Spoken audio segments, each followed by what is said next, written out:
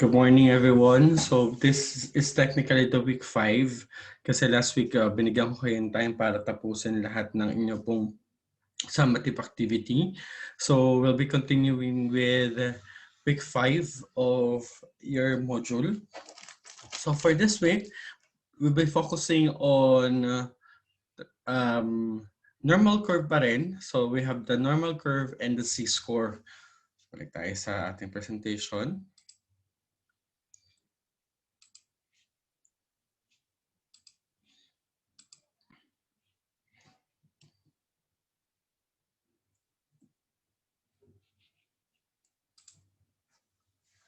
Okay po, so the normal curve and the Z-score. So last time we started discussing on the normal curve. Again, the normal curve represents our discrete, our continuous variable. Okay po, so kung saan makikita natin na kung ginagamit natin yung bell shape natin na in representation of our distribution ng probability ng isang continuous variable. O, kung saan ang pinakagitna natin ay tinatawag nating mean. Okay po, nandun yung ating mean. We also discuss about the empirical phase of our normal curve kung saan tandaan natin na ang normal curve natin is normally have positive 1, 2, 3 on the right side and negative 1, 2, 3 sa kabilang side. Kung saan from negative 1 to 1, that's 68%, if I am not mistaken. Then 2 to negative 2 to 2 is 95%. While the other naman, which is the negative 3 to 3 is 97.5%. Okay? So yun yung tatlong pinaka-basic kasi pumapatak siya doon sa tatlong hati, bali 6 na hati, left and right ng ating normal curve. So ngayon, paano pag hindi siya pumatak exactly? Paano pag hindi siya pumatak exactly doon sa ating mga normal curve? So tandaan natin na sa ating pong normal curve, kalimitan ang pinakadulo natin is negative 3, though sometimes merong go beyond negative 3. At saka po, laging may lalampas pa sa negative 3. And doon sa kabilang side is positive 3. Okay? So, in between, tandaan natin that in between this negative 3 to negative 2, meron mga 2.1, 2.2, 2.3, negative 2.3, and ganun din dito. May mga decimals na nasa loob ng mga number na to. It is a number line. Please take note that it's a number line. Ibig sabihin, hindi lang siya basta whole number na 0, 1, 2, 3 or negative 1, negative 2, negative 3. Pero pwede magkaroon ng negative 2.5 here, negative 1.5, sorry, negative 1.5 here, or pwede dito ang 2.5 sa bandang to. Okay? So, marami pang number in between those number. So, paano natin malalaman kung ano yung probability nila, ano yung area nila? In that case, it is very important to make use of our table, our Z table, na makikita natin sa ating pong book. Pakihanap po yung sa may dulo. Dapat ganito ang magiging itsura niya. Yan ang itsura niya ng ating mga Z-table. Pakitingnan lang po sa the last part of our chapter 3 at week 4. The last part of our week 4. May makikita kayong table na dalawa dyan. This is for negative and this is for positive. Yan.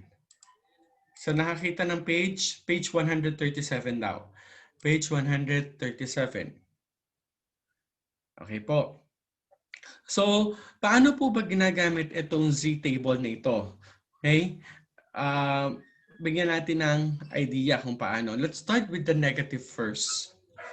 So, this negative values, so we have the negative 4. Ang alam natin, the negative 4, kung we have a normal curve, mag-annotate lang ako. If we have a normal curve, the negative 4 lies here kung saan man dito. sa side na to. At dito, papunta naman dito is positive. This is negative and this is positive. Okay po. So, burahin na natin. Okay? So, paano natin malalaman ang value niyan? Kung mapapansin natin, meron tayo dito ang Z na negative 3.9, 3.8 to 0. At meron naman tayong 0.001, 0.001, 0.001, 0.02, 0.03, 0.04, 0.05. So nakikita po, open mic po kung gusto niyo sumagot. Okay po. Napabasa po yung sa inyo? Yes po, sir. Yes po, sir. Readable naman. So, let's have an example. Let's have an example. Example, hanapin lang natin. Doon muna tayo sa values ha. Pagtingin ng values. Example, ang given sa inyo is negative 2.58. That's a given. Negative 2.58. So what is the Z value? Tandaan, ito ang Z-score. Ito ang tinatawag natin Z-score.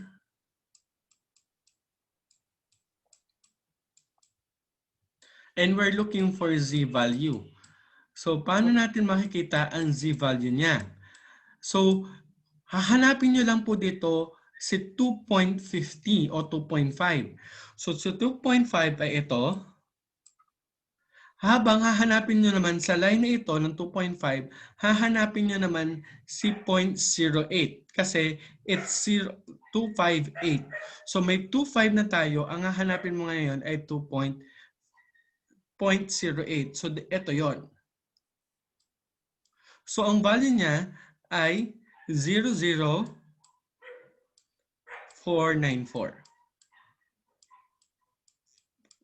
So, yan po ang value niya.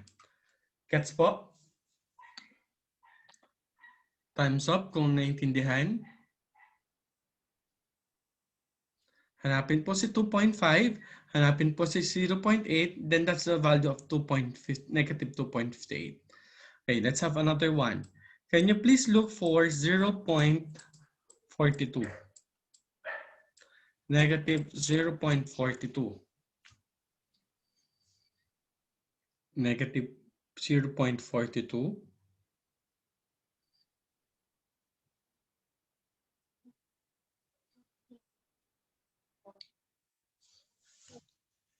So technically, we'll be using 0.4. Ito yon. 0.4. Then tahanapin natin yung tapat ng 2, 0.2. So ito yon. So that's 0.33724. Kuha po. 0.33724. Nakuha po. Thumbs up kung nakukuha. Paano hinahanap? Okay po.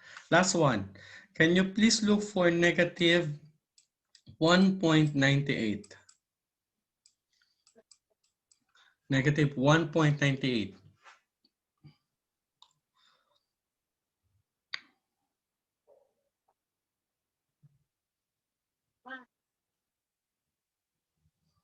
Anyone who would like to answer? What is negative 1.98? Yes po. Pakamtam. 0.02385 po. 0.02885. Okay po. So that's So ito yon. So 1.90 at saka po 0.08. So this is the one. So 0.02385. Okay po. 0.02385. Okay po, so marunong na tayo maghanap ng ating pong value. Okay po? Clear po tayo doon? That's the basic. Yun tinatawag nating basic na paghahanap ng value. So let's try this one. Okay. Balik lang ako sa aking pong PowerPoint. Can you look for the values of the following?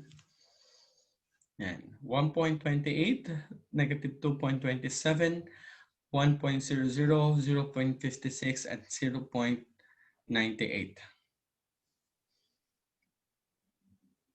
So technically, kung negative siya, dun tayo sa negative maghahanap. Kung positive naman siya, dun tayo sa positive maghahanap.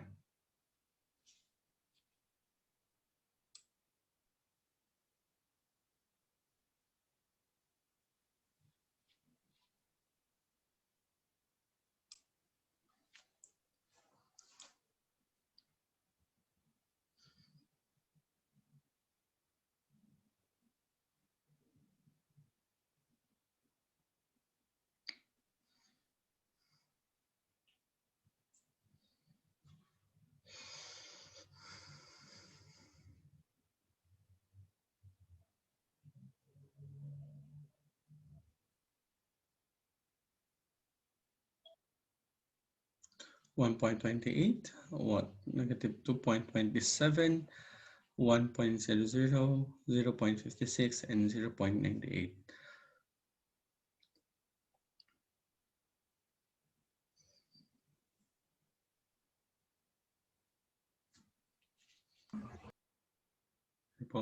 So sa mga babagong dumadating, we are looking for the Z value of the following. Sir. Z value. Yes po. Kulang po dito sa libro. Yung sa part po ng 0.56 tsaka po yung 0.98 po. Page 167, kompleto doon. 167. Page 167. Look for 167. Okay po. 167. Everyone, ng inyo pong libro. Share ko lang ulit. Page 167.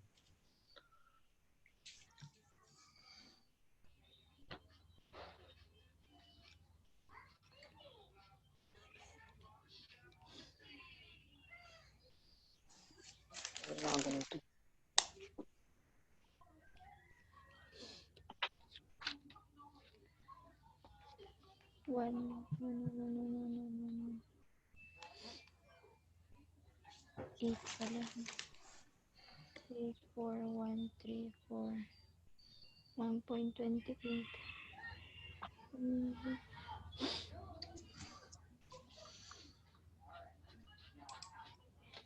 8, 9, 8.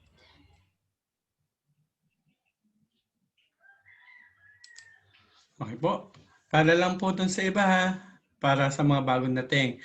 So this 1.28 is our Z-score. Ibig sabihin, yan po yung lumalabas na ating pong point sa ating normal curve.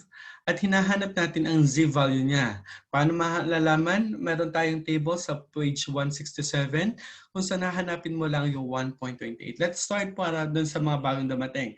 Paano hinahanap? Let's start with this number 1.28. So we have 1.28. So let's annotate. That's 1.28. So hahanapin natin yan sa ating pong Z-score. So this is Z-score. So that's 1.28. Since we're looking for 1.28, ang hahanapin natin dito sa side na to ng Z is 1.2. At hahanapin naman natin dito sa taas is 0.08. Kung saan sila magtatama. So that's 1.2. Ang hahanapin natin, that's 1.2. Katapat na dapat ay 0.08. So, ito yon. So that will be 0.89973. Okay po? 0.89973. Do you get the same answer? Yes, sir. Okay po. Good. Okay, so let's continue for the other given. So for 0.12, for 0.1.28, for 1.28, we have 0.89973. That is your C value. Okay po, so please look for the other, which is negative 2.27.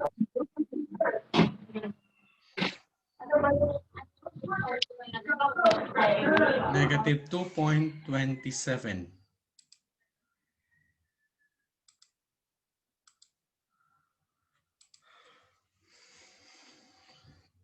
So technically, if that is negative 2.27, doon tayo maghahanap sa negative.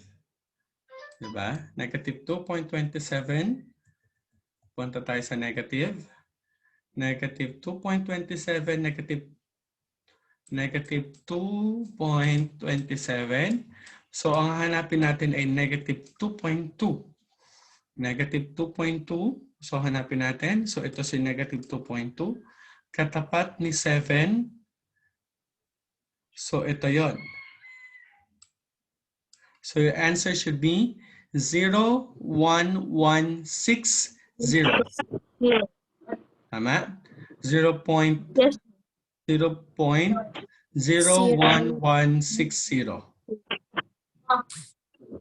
0.1160. Yan po ang negative 2.27. Okay? Next. Ano naman po ang 1.00? 1.00. So that's positive. So doon tayo sa positive pupunta. 1.00. So hanapin lang natin ang 1. Then 1.00. Then 00 pa rin siya kasi 00 yung dulo. So it will be 0.84134. 134. Very good. 84134. Okay. Next. 56. 0.56. 0.56. Let's make it test na. So 0.56. Hanapin natin yung 0.5. 0.5.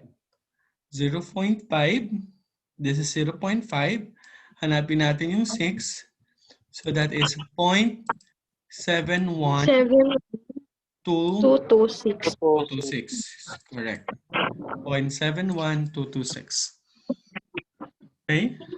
And last one, we have 0.98. 0.98. So sa negative naman natin siya hanapin. 0.98, 0.9, then 8. So this is the 1.16354. 0.16354. Okay po tayo? Yes po, sir. Okay po. So now that you know how to look for the Z value, so punta tayo sa yung mas application niya. Paano po pag ang given natin, mute ko lang po muna ulit kayo para mas magkaintindihan tayo. Okay. So, paano pag ang given ay ganito? Find the area that corresponds to below Z135. Find the area that corresponds below Z negative 135. Okay po, so paano natin hahanapin yan? There are certain rules na kailangan natin sundin. Okay po, ito po yung mga certain rules. The first one is to draw a normal curve that allocates the given Z value on the normal curve. So kailangan muna natin i-drawing yon at nasaan ba si negative 135. Okay? Shade the region of the word according to condition of the Z value, whether it's below, above, or between. Below, above, or between. Use the table under the normal curve to find the corresponding area. Choose appropriate operation based on the 2 and 3. So, gawin muna natin yung 1, 2, and 3. Okay po, para magkaintindihan tayo. So, we have the first one is to draw. So, meron na ako ditong drawing. Is to look for 135. So, technically, the 135 is just between in the between -1 and -2. So if this is 1.5, more or less our 135 is just near 1. Okay po. So ito yan. So pwede natin sabihin na ang 1.35 is here. This is 1, negative 1.35. Clear po tayo? That's the first step, is to draw kung nasaan siya. Okay. Ngayon, depende sa given, ano ang sinabi? Below, mas mababa sa negative 1.35. Saan bang side ang mas mababa sa negative 1.35?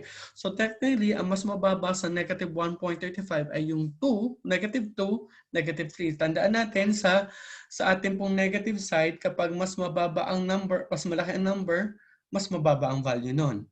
Okay? So, ibig sabihin, below 1.35, ibig sabihin, ito yon. So, we have to shade the following.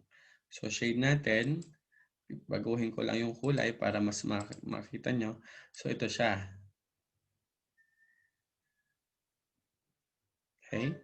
So, yan yung part ng below 1.35. Okay. Clear po tayo?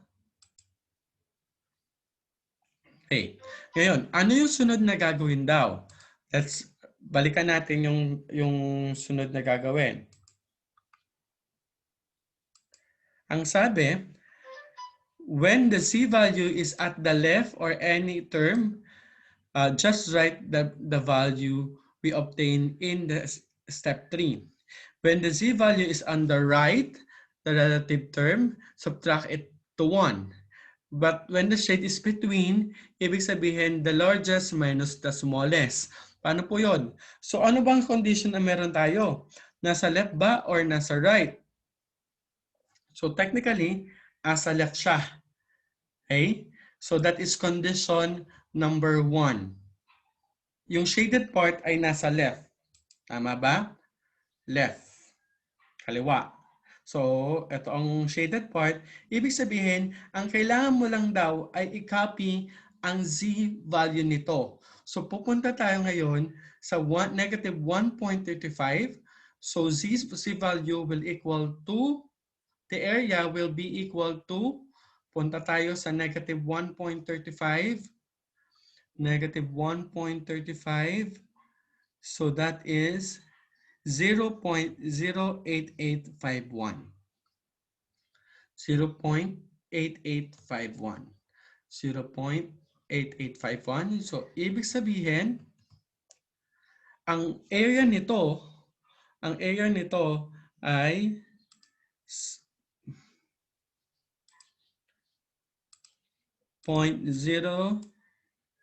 anong value na? 0.8851. 8851 po, sir. So, yan yung area. Kung anong laki nito, yan ang area niyan. Tandaan natin, ang buong ito should be 1. So, ang parte na shaded natin is just 00851.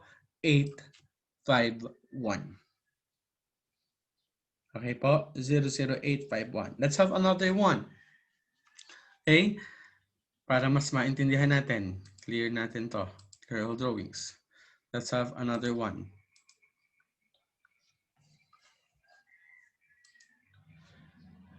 Find the area on the right of Z 1.75. Z 1.75. So if the first one is to draw, where is 1.75? So that is here, nearing to our 2.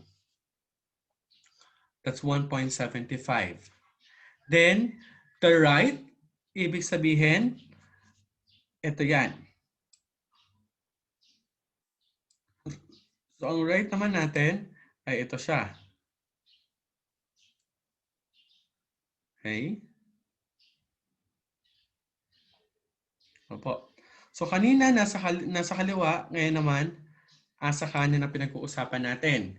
Kapag raw nasa kanan, ang gagawin natin ay kung anong makukuha nating z-value, ima-minus natin sa 1. Okay? So ano muna ang 1.75? Can you look for 1.75?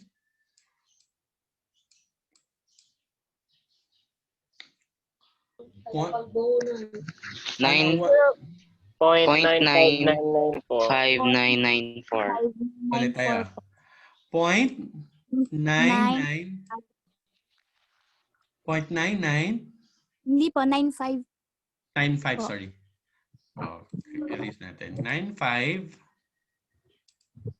99. 95994. Opo. Tama? Opo. Okay po. So ito yung position niya, yung z-value. Pero ang hinahanap natin area, in order to find the area, tandaan, ang buong ito ay 1. Pero ang kailangan lang natin mula dito, sabi, mula sa puntong ito, sa line na ito, na 1.75, nandun ka sa 0.9594. Ang kailangan ko ay nasa kanan. So ibig sabihin, I have to subtract it from the whole 1. So manghihiram tayo dito. So this will become 999,910. Okay, so this will be 60040.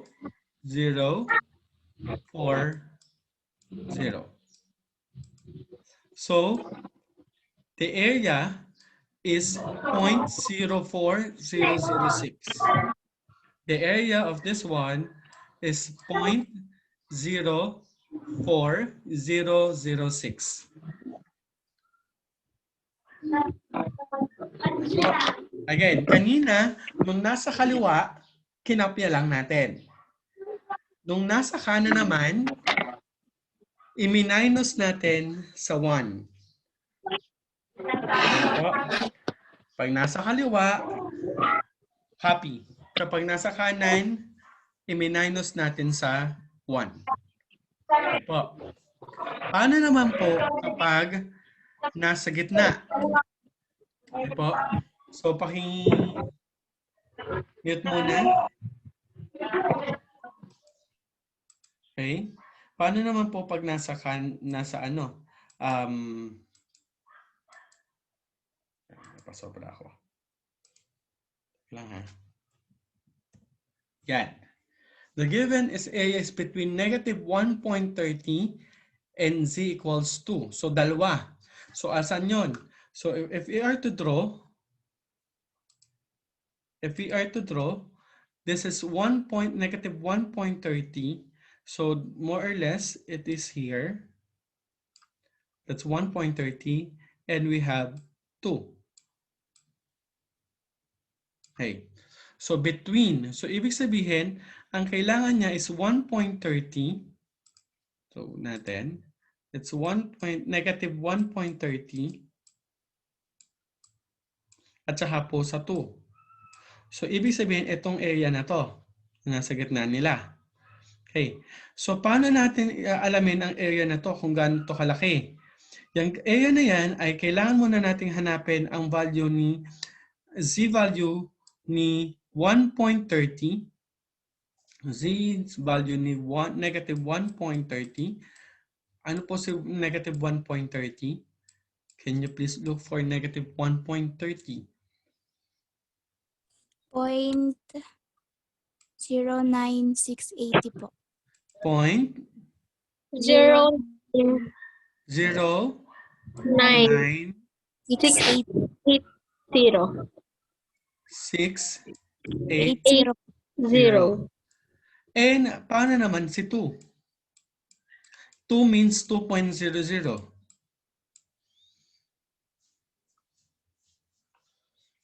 0.97725 po.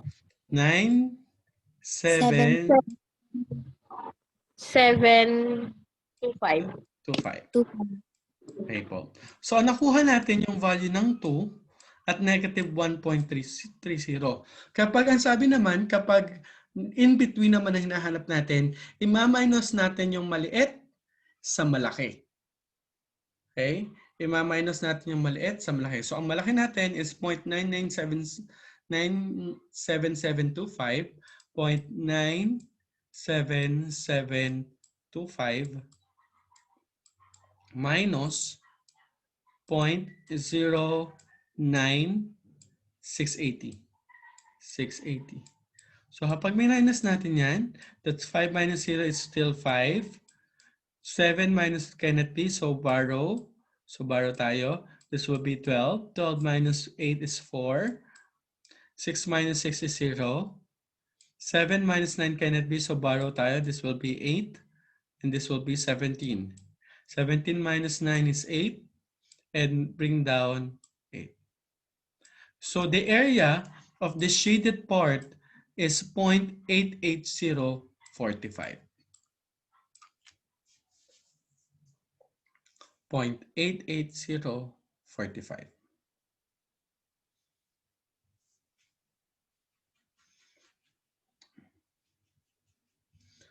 Okay po? Kuha po. So, tandaan, yung tatlo yun ha. Kapag nasa left, copy. Kapag nasa right, ima-minus sa 1. At kapag in between, ima-minus yung mas malaki sa mas maliit. Clear? Okay po tayo? So, if that's the case, that we are clear, any questions so far for our first lesson? For our first lesson? Wala na po, sir. Wala na po. Okay. For our first lesson, that's it. So, ito po ang sasagutan nyo. What's more? Activity 1 and 2, page 140. What's more? Activity 1 and 2 for 140. So for activity 1, you just have to find the value using the table. Madali yan. Hahanapin nyo lang yung value sa table. At yung activity 2 ay kailangan yung i-drawing. Kailangan kong makita yung drawing at yung area. Okay po? So may points po ang drawing. Dapat tama yung drawing. Kung nasa right ba siya, nasa left, or in between. Okay? Clear po tayo? Any question for lesson number 1? Wala na po. Okay, let's continue. So now we are in converting a normal random variable to a standard normal variable and vice versa. Ibig sabihin, kung mapapansin nyo, meron tayo tinatawag na z-score. Nagbibigay ako ng z-score sa inyo, pero paano ba natin nakukuha yung z-score na yon? Ang alam lang natin na ang gitna ay mean at nagkakalayo-layo sila using our standard deviation. Okay po, our standard deviation. Example, the mean is, ang mean natin ay 20. Bagos ang mangyayari, doon sa tatlong hati na yon, magiging 20, 25, 30, 35 ko ang standard deviation ay 5. Dito naman bababa tayo ng 5, 15, 10, 5. Ganun po ang nangyayari, di ba? So, nagkaroon tayo ng basis na using standard deviation kung paano siya nahati-hati. Pero paano ba lumalabas yung mga 1.74, negative 1.0? Saan po ba yun ang gagaling? Okay, so para makaintindihan tayo saan ba talaga siya nanggagaling, ito po ang formula niya. The formula used for converting a random variable x to a standard normal variable z is z is equals to the random variable minus mean over standard deviation. So I think it will be better na magkakaroon tayo ng calculator dito. Okay? Where z is the standard normal score. Score po yung makukuha natin, hindi pa value. X is any data value in a normal distribution, where u is our mean and our data is standard deviation. Okay, please take note of that formula. Okay, let's continue. Let's have this one. Suppose your IQ score are normally distributed with a mean of 100 and a standard deviation of 10. If your IQ is 85, what is your C score? round off your answer to the nearest hundreds. Lagi po tayong hundreds, laging dalawa, 2 decimal places. Okay? So sabi natin, ang mean daw ay 100. Ang standard deviation natin ay 10, while your IQ is 85. Ano raw ang Z-score nun? So in order to find your Z-score, we have to follow the formula Z is equals to your variable minus mean over standard deviation. So let's try to answer this. So your Z is equals to, what is your mean? Your variable is 85, that is 85, minus, what is your mean? That is 100 over your standard deviation, which is 10. So this will become negative 15 over 10. So your Z-score would equal to negative 1.5 or 1.50. As simple as that. Then you have your Z.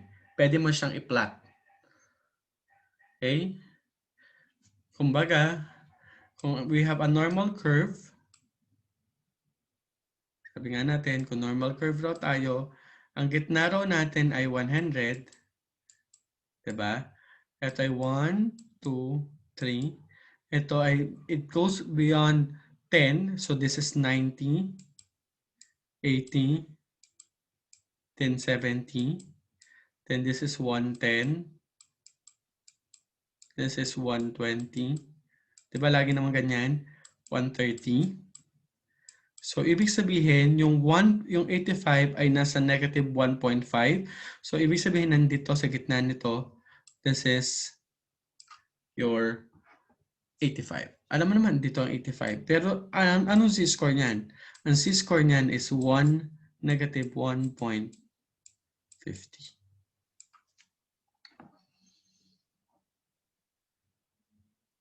Clear po tayo? Kung paano sinolve? Question? Wala po. So let's have another one.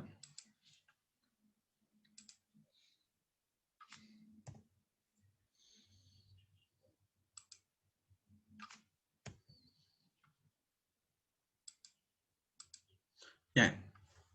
A nationwide placement test is normally distributed with a mean of 125 and a standard deviation of 15. If your score is 149, what is your Z-score? Again, the nationwide placement test is normally distributed with a mean of 125 and a standard deviation of 15. If you scored 149, what is your Z-score? So, we are to compute for that. So, Z-score, Z, will equal to your score. What is your score? 149. What is our mean? Our mean is 125 over our standard deviation, which is 15. Okay, so that's 149. 149 minus 125, that is 24 over 15. So C, round off to 2 decimal places tayo. 24 divided by 15, that's 1.60.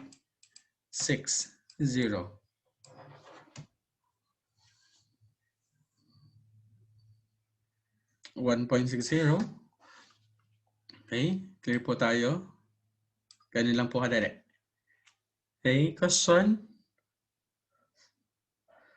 Wala po. Paano naman kung iba yung hinanap natin, iba ang hanapin natin? Clear ko muna to. Let's have another one. The height of the teacher in Santa Catalina National High School are normally distributed with a mean of 150. And a standard deviation of 15 centimeter. The height of Sir Victor has a score of 3.25. What is the actual height of Sir Victor? So, nabaliktad naman. What is the actual height of Sir Victor?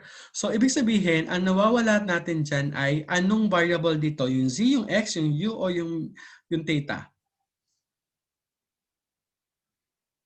Data po, sir. Yung Data. theta? Yung ito? Ah, Sir, yung X po. Yung x. yung X. Kasi siya yung actual. Siya yung variable, random variable. We have our z-score, which is 3.25. We have our mean as 150. And our theta, which is our standard deviation, which is 15. So we have to look for x. So paano natin mahahanap yan? So gawan muna natin ang formula. Ang formula natin, so pwede tayo mag-cross multiply. So cross multiply natin to. So that will become, wait lang po. So z theta, so minultiply ko po yon, is equals to x minus u. X minus u. Cross multiply kasi pwede tayo mag-over 1 dito. Z times theta is equals to 1 times x minus u. Okay, so ilipat ko yung negative u. So z theta plus u equals x. Ayusin lang natin. X is equals to z theta plus u. So that is our new formula. Okay? Z theta, z score times standard deviation plus our mean. Okay? So x is equals to, what is our z theta? This is our z theta. That is 3.25. 3.25 times 15. 15 plus 150. 150. So that is 3.25 times 15. 3.25 times 15. That's 8.75 po. 48.75 plus 150. So the actual height of, sino ba to? Of teachers. Okay po. Ano ni Sir Victor? Anong height ni Sir Victor? So that is plus 150. The actual height of Sir Victor is 198.75 98.75. centimeter.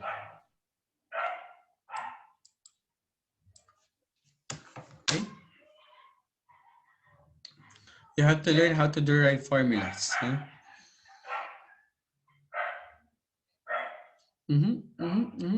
Question? Okay po. Ano po tayo? Clear natin. Pwede ko nang burahin. Pwede ko na to. So with that, this is what we are going to do. Page 151.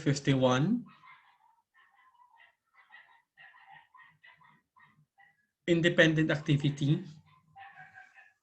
Okay po. Independent activity. 1 to 5. 155. 151. Independent activity 1 to 5. And this one. Ito yung medyo matrabaho. Bakit po? So, gusto ko dito sa page 151, what I can do, ito ay gagamitin nyo yung natutunan nyo last time sa akin. Ano po yun? So, you are to find the mean and the standard deviation. Marunong naman kayo mag-find ng standard deviation, di ba? Okay. Tinuruan ko na dati kayo paano maghanap ng standard deviation. You have two ways. Pwedeng gamitin nyo yung formula ng dinodoble or yung mahaba. Nasa inyo po yan. Pag nahanap niyo yung mean, pwede niyo hanapin yung z-score ng bawat isa. Okay? So, the first thing is to look for the mean. Alam niyo yung mean. Kaya add, i-divide kung ilan sila. Standard deviation, alam niyo yung formula. Babalikan niyo yung mga dati nating formula. Then, using our new formula for your z-score, which is z-score is equals to x minus mean over standard deviation. So, yun. Mahahanap natin yung z-score. Tandaan ang z-score and standard deviation should always be in 2 decimal places lagi. 2 decimal places. Clear po tayo? Okay. Let's have our last topic. Okay, sa last topic na tayo. The last topic is computing probabilities percentiles using the standard normal table. This is just the application of our lesson 1 and lesson 2. Okay po, application to ng lesson 1 natin at lesson 2 na kinuha kanina. So let's have an example. Okay, so let X be a normal distribution with a mean of U 15 and a standard deviation of 3. Find the probabilities following X is less than 19 and X is between 10 and is greater than 10 but less than 19. Okay po, let's start with this one po. Please take note, it's probability. May nakalagay na P. So probability ang hinahanap natin, hindi area. Yung kanina hinanap natin is area. Okay? Now, may letter P sa unahan, so we are looking for the probability, but same process. Okay, let's start with this, which is 19. So kanina sabi natin, yung 19 natin ay i-drawing muna natin. Nasaan si 19? Ang ating pong gitna ay 15. Okay, our mean is 15. So maglalagay tayo dito ng 15. 15. Ang standard deviation daw natin ay by 3. So this is 18, 21, 24. Tama ba? And this is 12. This is 9. And this is 6. Clear po tayo? Next. Ang sabi, the next thing is to look for 19. So, draw natin ang 19. So, 19, this is 21, so more or less, it's here. Okay? That's 19. Ang sabi, X is less than 19. X is less than 19. So, ano yung mga less than 19? So, ito yan. Lang to. So, ito yan. So, the drawingan lang natin yan. So, kailangan natin mag-drawing. X equals 19. Ngayon, ano ang probability nito? Okay? So, kailangan muna natin malaman ano ang z-score nitong 19 na to. Ano ang z-score? So, z is equals to 19 minus 15, which is our mean, over what is our standard deviation? 3.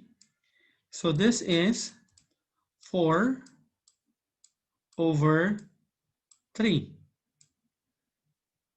which is equals to 1.33. That is our z-score. Okay? Find the z-value. What is the z-value of 1.33? Look for 1.33. Not 0.9. 0.90824. 0.90824. 0.90824. 4. Tama? Okay, so this is the area. This is the value. Okay po? This is the value. Ano ang probability ngayon? The probability of x is less than 19 is you have to multiply this simply by 100. So this will become 90.824%.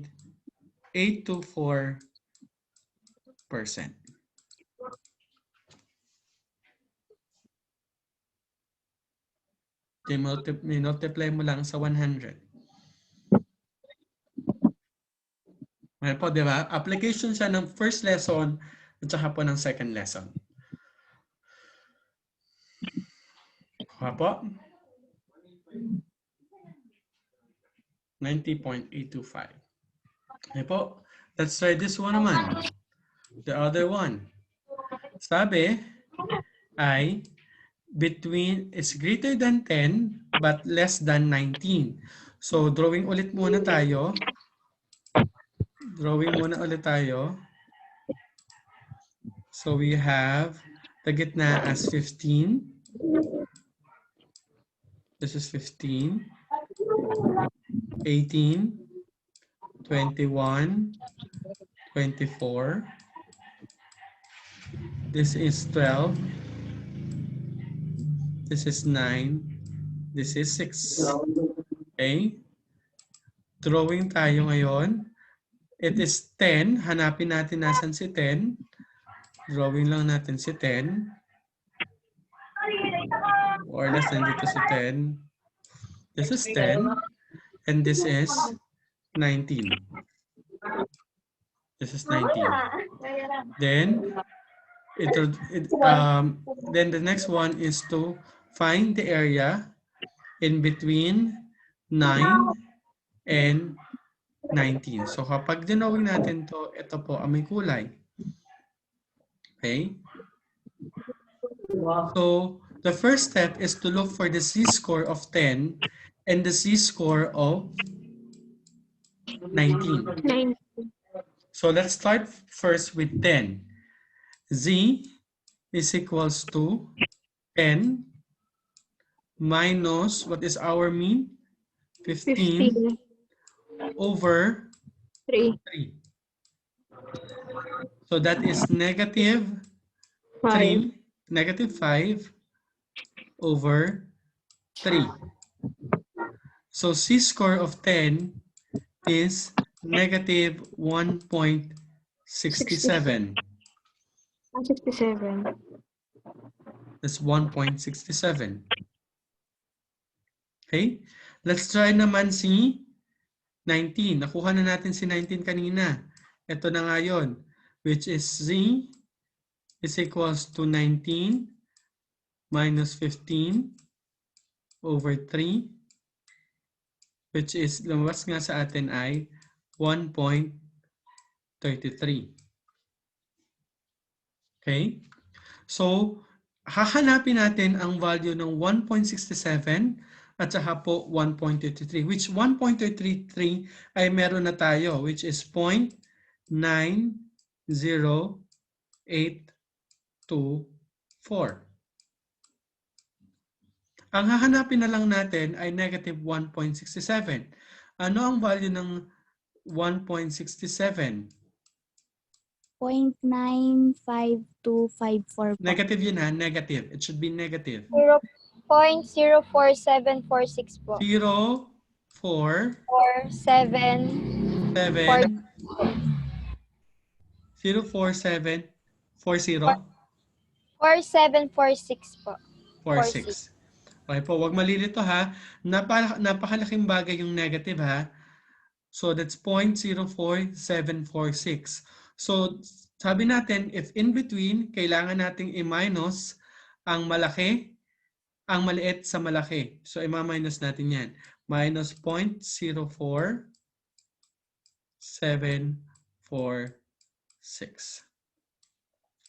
So this 14 minus 6.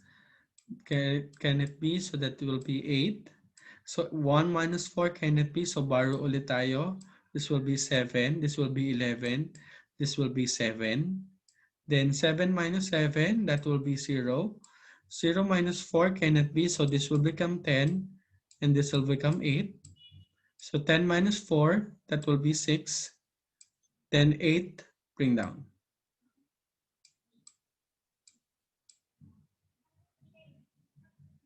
Linaw na natin. So our Z value for this one is 0.86078. And what is our probability? The probability of X is less than 10,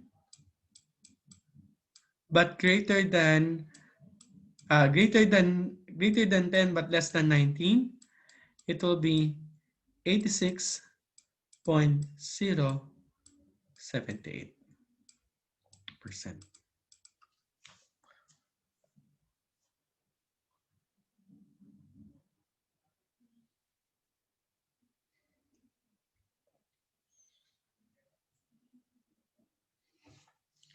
Question? Sa nangyari? Okay, application lang siya nung first 2 lesson. Okay, the first 2 lesson, application tayo. Okay, let's have another one.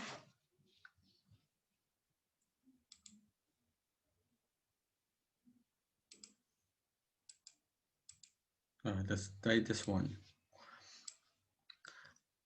Ang sabi, the mean number of hours Filipino workers spend on a computer is 3.1 hours per day per workday. Suppose the spending time is normally distributed at a standard deviation of 0.5.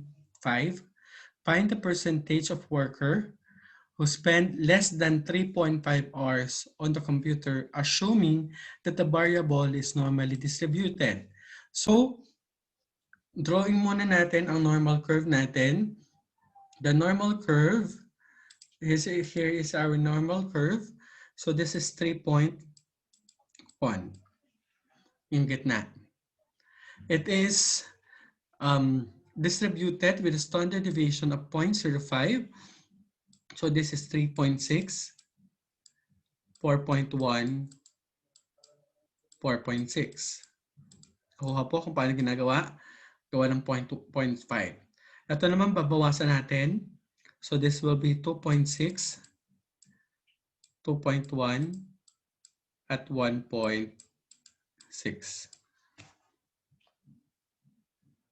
Okay, clear po tayo? Okay, next is to identify natin kung asaan si 3.5. Ito yung variable natin. 3.5. So that's 3.1, that's 3.6. So more or less, it is here. Okay. Approximate na lang natin yon. So nandun yung si 3.5.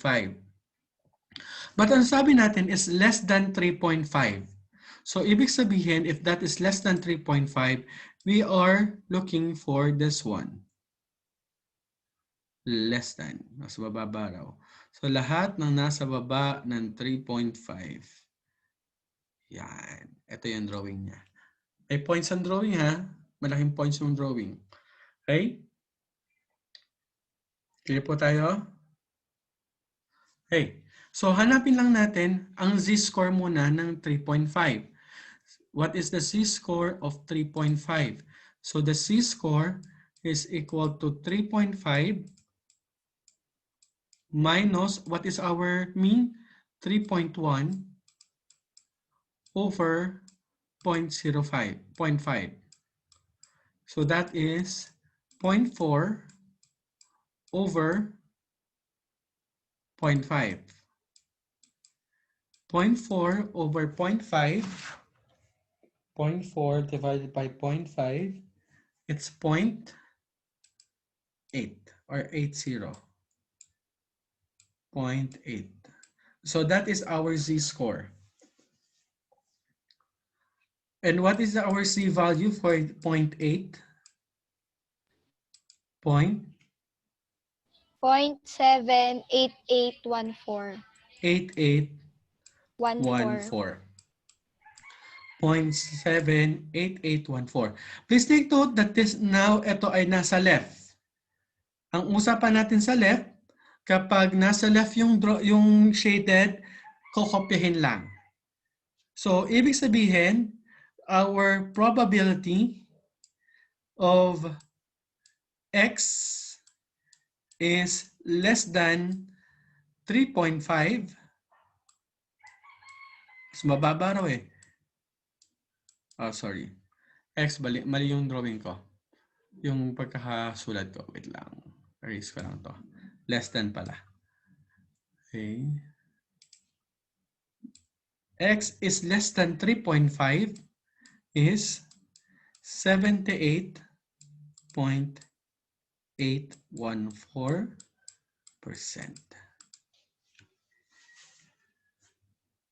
Dapat marunong kayo maglagay ng less than at greater than, ha? Sabi kasi X is less than. So, mas malaki yung 3.5. So, nasa kanya yung kamay. Yung buka. Okay? X is less than 3.5. That's 78.814. Clear po tayo? Dapat marunong rin mag-drawing. Okay? Ano pa ba?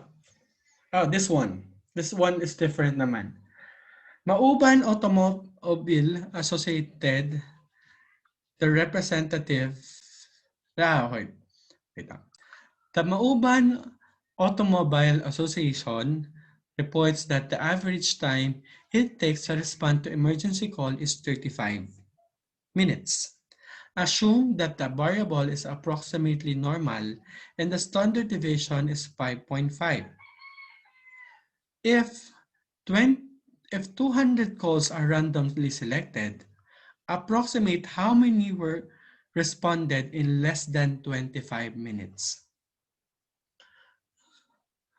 So, isa-isayin muna natin. Anong mean natin?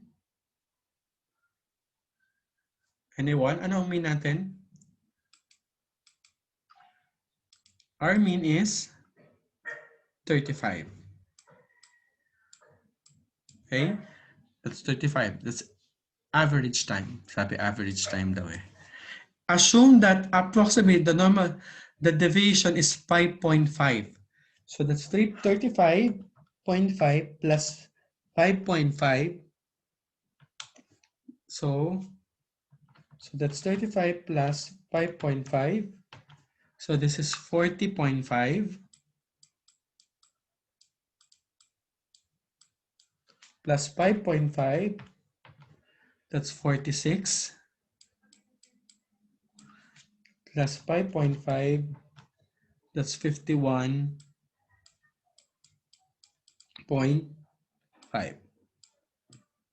Pababa naman tayo. So 35 minus 5.5, it's 29.5 minus 5.5, that's 24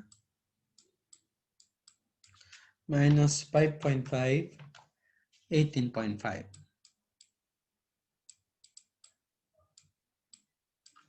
Po. So yan yung ating normal distribution. Ang atin na po ay nahanap ay 25 minutes. So 25 minutes tayo. 25 minutes. So nasan si 25 minutes? Nandito more or less yun. Okay. So drawing natin. Draw natin si 25 minutes. Nandito siya sa 25 minutes. Yan. Nandun yung line sa tabi ng 24. At ang sabi is less than 25 minutes. Mas mababa raw sa 25 minutes. So more or less, we are drawing here. Ito yan.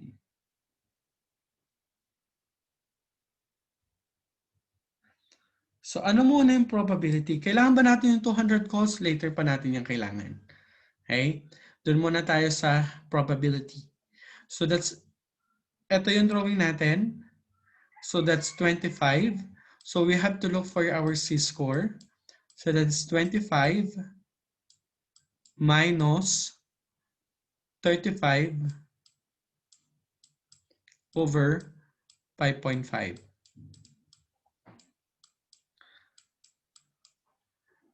So that's 25 minus 35, that's negative 10 over 5.5.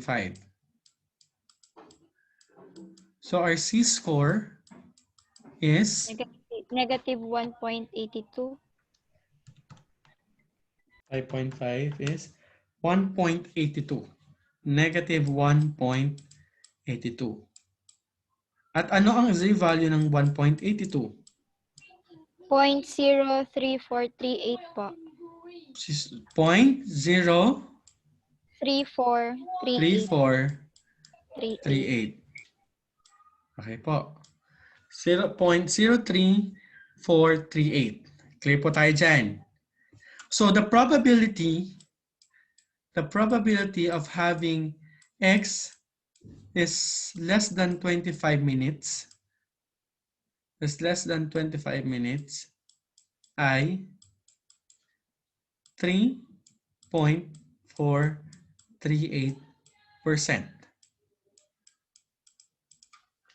Diyan daw yon ang mas mababa pa sa 25 minutes. But the question, if there are 200 calls, if there are 200 calls, ilan doon ang mas mababa pa sa 25 minutes? Alam mo na yung probability mo, which is 3.4838. So what is the probability kung may 200 calls ka, ilang calls doon ang mas mababa pa sa 25 minutes? So ang gagawin mo, yung percentage mo itatimes mo sa 200, yun po yung number of calls. You have to change this back to to decimal. So yung gagamitin mo is 0.03438 times 200.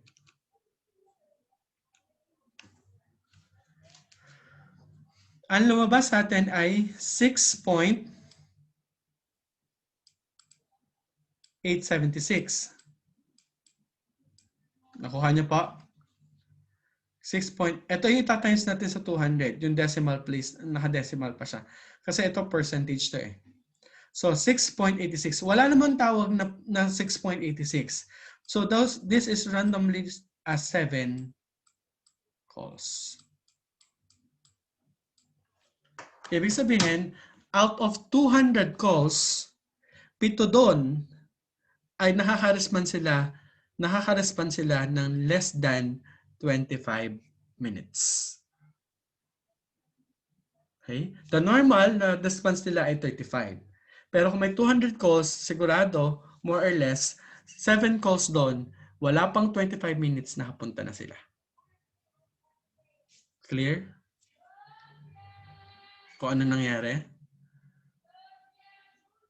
Okay? So, hinanap muna natin yung probability. Hinanap muna natin yung probability bago natin hanapin yung eksaktong number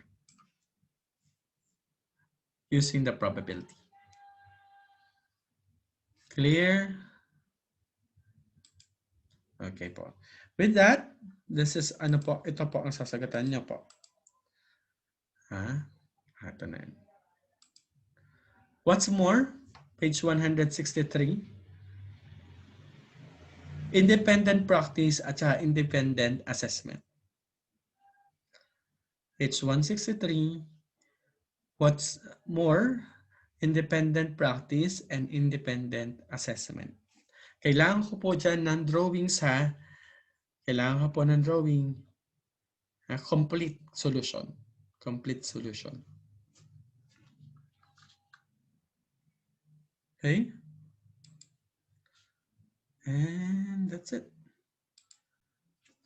Okay po. Okay po tayo. So, matrabaho lang siya. Matrabaho. Kasi maraming pinaiikot-ikutan siya. Marami siyang pinag-ikutan, lalo na yung table. The basic muna ay dapat marunong kayo tumingin sa table. Kapag mali ang pagtingin sa table, mali na lahat yan. Okay? So, kayang-kaya yan. We'll be checking that on Monday. Monday po. Monday. Mahaba-haba at matrabaho yan. May mga drawings kasi yan. Sa papel po ito ilalagay. Sa papel. Sa papel ilalagay. Okay? Pakisabi po sa mga klase, it is very important na manood sila sa YouTube in pagka-post nito kasi matrabaho siya. Okay? Hindi siya kaya ng basta-basta lang. Okay po? So, good day. Sir, sa Goodbye. longpad pa. Longpad po. Okay? May question pa? Wala po. Okay po. So, goodbye. Salamat. Bye, sir. Thank you po. Bye. Bye. Bye po.